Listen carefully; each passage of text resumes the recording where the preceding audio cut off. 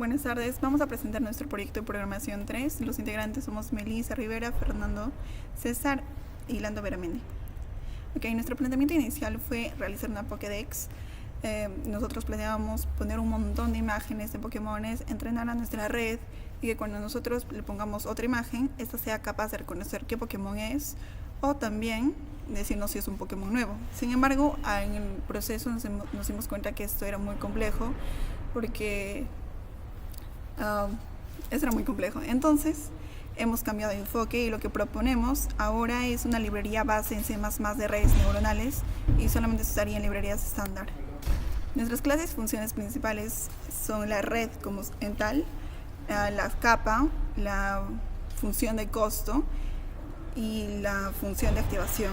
Ahora, para la función de costo, lo que nosotros proponemos es que no vamos a utilizar una librería para derivar, sino que entre sus atributos va a estar la derivada y la función en sí. Hemos utilizado tres funciones, que es la sigmoide, el arco tangente y la relu. Para nuestra función de activación también tenemos lo mismo y son funciones virtuales.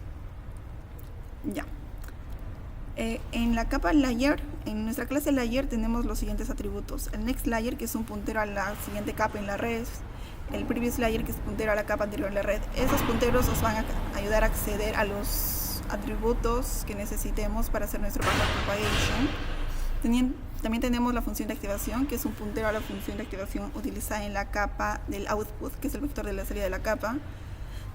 También tenemos nuestro pondered output, que es nuestro vector de salida ponderada de la capa. Ahora, el bias, que es el vector de sesgos. Estos nos sirven para poder ajustar mejor al momento de entrenar nuestra red.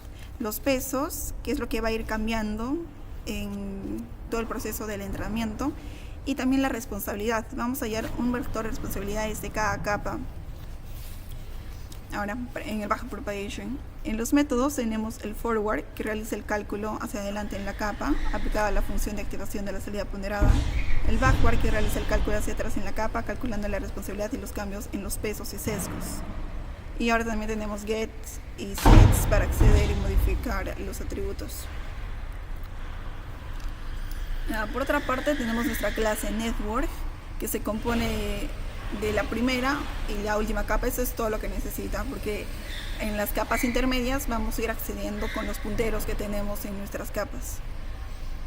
Tenemos el vector de entrada de la red, que según el caso podría ser de imágenes o de cualquier otra cosa. Por ejemplo, en nuestra demostración vimos que se trabajó con tablas de verdad. También tenemos el vector output, que es el vector de salida de la última capa y lo tenemos como un atributo, y el loss, que es el valor de error de la red. En cuanto a los métodos, tenemos el add layer. Esta agrega una capa a la red, especificando los sesgos, pesos y funciones de la activación. De esa manera podemos hacer que nuestra red pueda tener tantas capas como queramos, sin tener que replantearnos todo. También tenemos al forward, que realiza el cálculo hacia adelante en la red, propagando la entrada a través de las capas. El backward realiza el cálculo hacia atrás.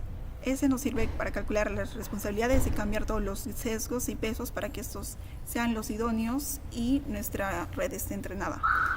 Y por último tenemos el save, que guarda esos parámetros. Ahora, para realizar todos estos cálculos hemos utilizado el concepto de derivadas parciales y la regla de la cadena. Hemos concluido que en nuestro caso inicial, cuando m va a ser igual a 0, nos va a servir para calcular la responsabilidad de la última capa. Hemos concluido que la responsabilidad de la capa última es igual a la derivada del costo con respecto al output por la derivada del output respecto a la suma ponderada de la capa. También, como la responsabilidad de la capa depende de la responsabilidad de los pesos y de los bias, hemos hallado estos independientemente. La responsabilidad de los pesos sería igual a la responsabilidad de la capa por el output, mientras que la responsabilidad de los bias sería igual a la responsabilidad de la capa por 1. Entonces, es como que si la responsabilidad de la capa es igual a la responsabilidad de los bias. Ahora, para nosotros plantear nuestro modelo, hemos hecho una generalización donde m va a ser, si cuando m va a ser igual a 1, vamos a hallar la responsabilidad de la capa penúltima. Ya aplicamos todo esto. Concluimos que la responsabilidad de la capa n-m es igual a la responsabilidad de la capa n-m más 1, n-m más 1, por los pesos, por la derivada del output menos m menos, o sea, el output de la penúltima capa es igual al input de la última capa, cosa que tenemos que recalcar. Y de igual manera hallamos la responsabilidad de los pesos y de los bias para cualquier caso general. Nuestras conclusiones vendrían a ser que el trabajo con imágenes requiere una vista más profunda de las redes neuronales, porque necesitamos un mayor contexto para el reconocimiento de características. Y nuestra última conclusión sería que el uso de métodos de cálculos básicos pueden ser usados en el planteamiento de una red neuronal. Las derivadas parciales y la regla de la cadena nos sirven para calcular la responsabilidad de cierto valor y la responsabilidad de la capa en general, para cambiarlo y poder ajustar esto, y así nuestra red va a ser entrenada de una manera adecuada. Gracias.